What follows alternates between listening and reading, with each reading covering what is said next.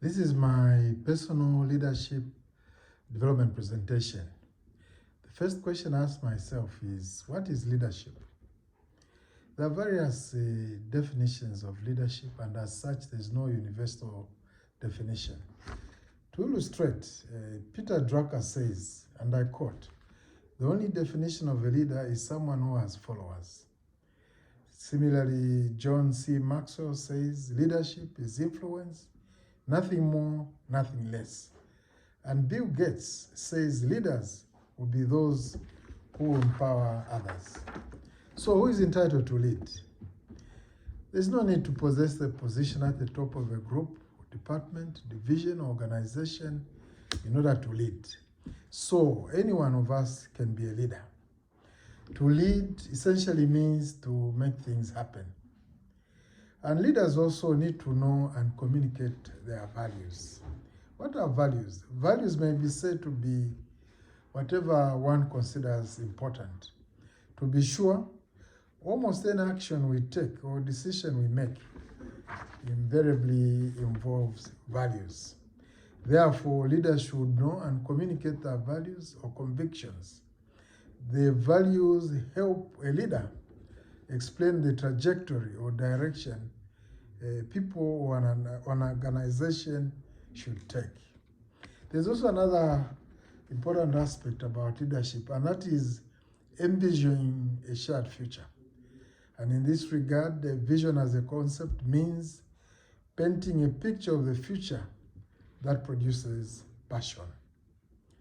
Vision is also seen and expressed in Scripture itself. God caught Abraham's attention with his vision for him, and this is referred to as the Abrahamic covenant. Similarly, God used Moses to communicate his vision for his people, Israel.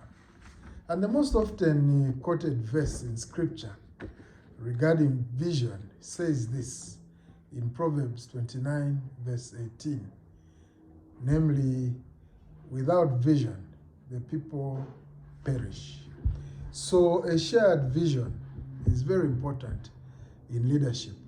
As a matter of fact, no leader can dream alone. So what is the utility of an organization vision statement?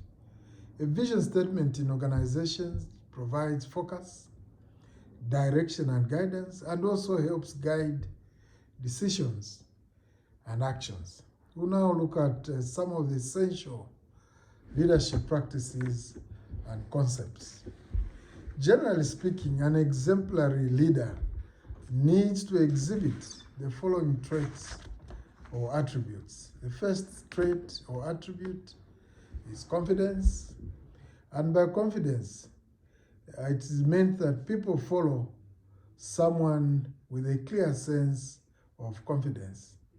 Another is conviction, and by conviction, leaders should hold or possess clear convictions.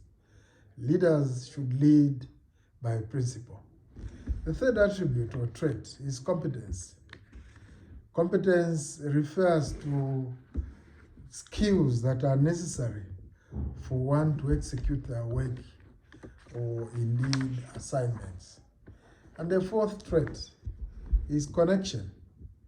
Leadership requires connection or collaboration. As a matter of fact, you can't lead alone, you can't do it alone.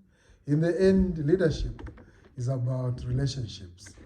And the last attribute refers to correction. As a matter of fact, everybody fails, errs, and makes mistakes, but failure and correction is an essential part of growth. This is my conclusion. The ultimate success of a leader is dependent on the art of leadership. It is also dependent on the value a leader espouses, communication of those values, envisioning the future, and consistently exemplifying confidence, conviction, competence, connection, and correction.